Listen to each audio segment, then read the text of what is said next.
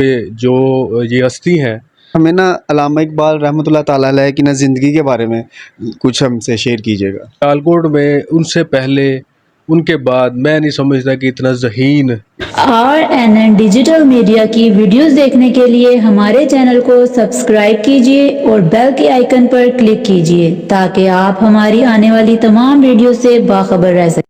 بسم اللہ الرحمن الرحیم۔ السلام علیکم ناظرین، آپ دیکھ رہے ہیں RNN ڈیجیٹل میڈیا اور میں ہوں آپ کا میزبان سلمان مغل۔ ناظرین، اس ٹائم میں موجود ہوں اس ہستی کی جائے پیدائش پہ جن کو ہم ایک فلاسفر، ایک قانون دان، ایک وکیل اور ایک اردو ادب کے شاعر کی حیثیت سے جانتے ہیں۔ جی بالکل، میں موجود ہوں ڈاکٹر علامہ محمد اقبال کی جائے پیدائش پہ، اور یہ جیسا کہ آپ دیکھ سکتے ہیں کہ یہ اقبال منزل کے نام سے جانا جاتا ہے۔ اور آپ کو اس کی تھوڑی سی ہسٹری بتاتا چلوں کہ علامہ اقبال کے آباء و اجداد جو ہیں وہ 1752 میں وہ کشمیر سے سیالکوٹ میں شفٹ ہوئے، اور جو ڈاکٹر علامہ محمد اقبال کے دادا محترم ہیں شیخ محمد رفیق صاحب، انہوں نے 150 روپے کے عوض یہ مکان خریدا، اور تب یہ مکان ایک منزل پہ مشتمل تھا۔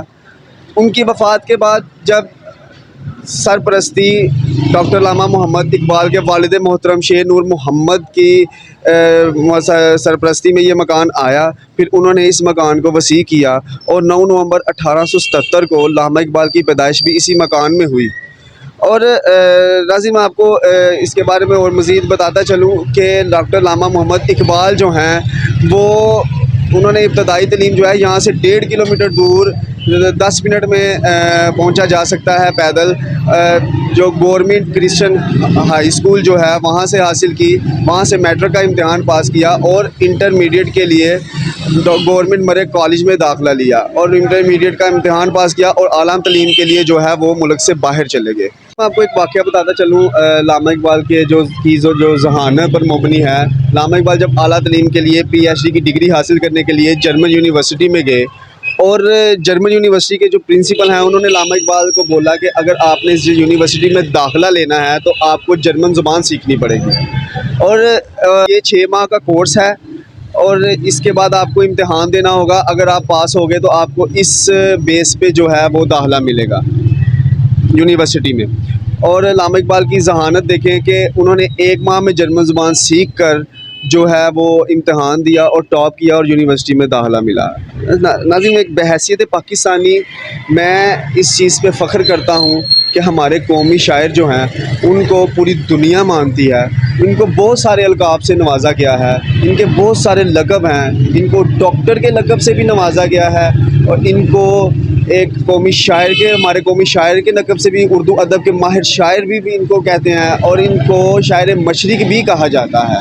جی ناظرین، میں اس ٹائم موجود ہوں سیالکوٹ کے ایک بہت ہی معزز شخصیت جناب ایڈوکیٹ ہائی کورٹ چودھری زین ضیاء صاحب، ان سے ہم علامہ اقبال کی زندگی کے بارے میں کچھ سوالات پوچھیں گے، کچھ ان سے جاننے کی کوشش کریں گے۔ جی السلام علیکم۔ وعلیکم السلام آپ صاحب۔ جی صاحب، مجھے یہ بتائیے گا کہ آپ کو کتنی دیر ہو گئی ہے یہ وکالت سے وابستہ؟ حافظ صاحب، مجھے تقریباً 6 سال لگا ہوا ہے وکالت سے وابستہ ہوں، اور سب سے پہلے تو میں آپ کا بہت مشکور ہوں کہ آپ نے مجھ جیسے ایک عام انسان کو ہی انتخاب کیا ہے اس کے بارے بولنے کے لیے، کیونکہ جو یہ ہستی ہیں، میرا خیال ہے کہ اس ہستی کے بارے میں بڑے سے بڑے جو فلاسفر ہیں وہ بھی اگر بولیں تو کم ہی بول سکیں گے۔ میں اس بارے میں آپ کا بڑا مشکور ہوں۔ چوہدری صاحب، مجھے یہ بتائیے گا کہ آپ وکالت جو ہے وہ سیالکوٹ میں کرتے ہیں کہ شاید سیالکوٹ سے باہر بھی دوسرے شہروں میں بھی؟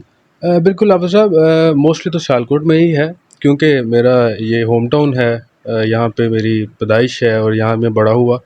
تو لیکن جب ہائی کورٹ کے کیسز ہوتے ہیں، ہائی کورٹ کی بیلز ہوتی ہیں، ہائی کورٹ میں اپیلز ہوتی ہیں، تو ہائی کورٹ کا چکر لگتا رہتا ہے۔ بالکل تو صاحب، ہمیں نا علامہ اقبال رحمۃ اللہ تعالیٰ علیہ کی نا زندگی کے بارے میں کچھ ہم سے شیئر کیجیے گا۔ جی بالکل حافظ صاحب، دیکھیں میں سمجھتا ہوں کہ جو علامہ اقبال صاحب نے یہاں پہ پیدائش سیالکوٹ میں جو کی، اور اللہ تعالیٰ کی طرف سے وہ ہمیں ایک تحفہ ملے، ٹھیک ہے، کیونکہ سیالکوٹ میں ان سے پہلے ان کے بعد میں نہیں سمجھتا کہ اتنا ذہین، اتنا قابل شخص نے کبھی بھی جنم لیا ہے یہاں پہ۔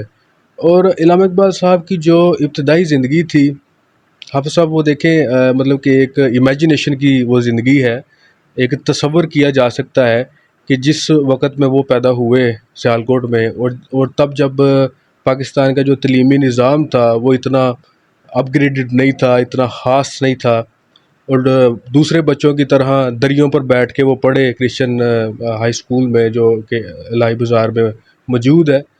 तो मेरा नहीं ख्याल कि कभी किसी ने सोचा होगा कि एक ऐसा बच्चा जो इन्हीं दरियों पे बैठ के पढ़ रहा है इन बाकी सब बच्चों के दरमियान, वो कल को एक फ़िलासफ़र भी बनेगा, एक डॉक्टर भी बनेगा, एक कानूनदान भी बनेगा, और इसके साथ साथ वो एक सियासतदान भी बनेगा, और इस कौम को दो कौमी नज़रिया भी देगा।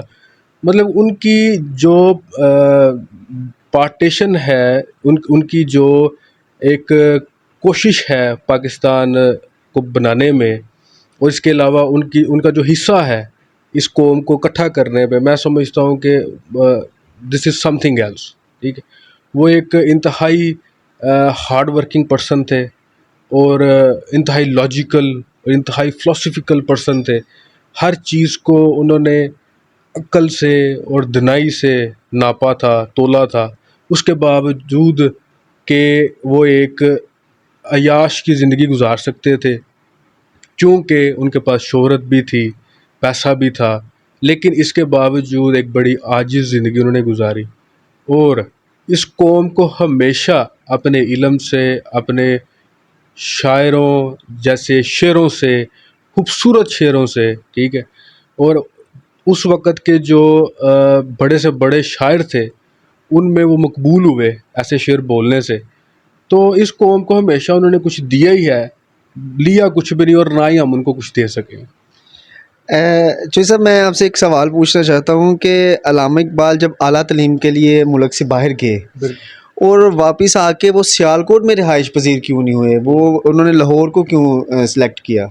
बड़ा दिलचस्प सवाल है ये। देखिए आप सब, चीज़ ये है कि अगर हम उनकी इब्तदाई ज़िंदगी को थोड़ा सा पढ़ें तो उन्होंने सियालकोट में मैट्रिक के इम्तिहान तक पढ़ा, उसके बाद इंटरमीडिएट के इम्तिहान तक पढ़ा, उसके बाद वो लाहौर चले गए, लाहौर के बाद वो इंग्लैंड चले गए, इंग्लैंड के बाद वो जर्मनी चले गए।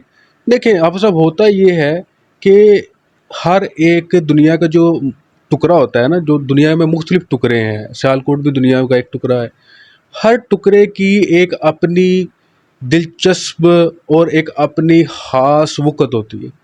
जब एक इंसान उस वक़्त से ज़्यादा दना हो जाता है, उस वक़्त से ज़्यादा अक्लमंद हो जाता है, तो उसके लिए वो प्लेटफॉर्म काबिल नहीं होता। मैं समझता हूँ कि अल्लामा इकबाल साहब ने जब उन्होंने फ़िलासफ़ी का इम्तिहान पास कर लिया, बैरिस्ट्री का इम्तिहान पास कर लिया, 7 ज़ुबानों पर अबूर हासिल कर लिया, तो सियालकोट उनको वो चीज़ नहीं दे सकता था जो चीज़ें उनको लाहौर ने दी, जो चीज़ें उनको कराची ने दी, जो चीज़ें उनको जर्मनी ने दी। क्योंकि सियालकोट उन वक्तों में, मैं ये नहीं कहता आजकल का सियालकोट तो आप जानते हैं, वो तो इंडस्ट्रियलिस्ट से बड़ा पड़ा है, कारोबारी शख्स से बड़ा पड़ा है, माल और दौलत से बड़ा पड़ा है, सनत यहाँ पर है। लेकिन उन वक्तों में जो सियालकोट था वो एक कस्बे की सूरत में था। तो एक ऐसा शख्स, जिस शख्स की जहाँ पर वक़्त हो हमेशा वो वहाँ रहना पसंद करता है।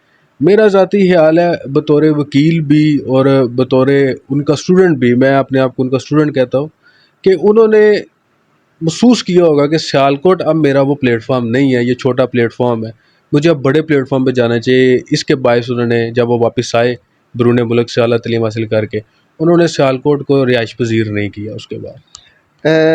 एक और सवाल है चौधरी साहब कि जब डॉक्टर अल्लामा इकबाल रहमतुल्लाह ताला अलैह और कायद आज़म जो बानी पाकिस्तान हैं, उनकी पहली मुलाकात कहाँ पे हुई?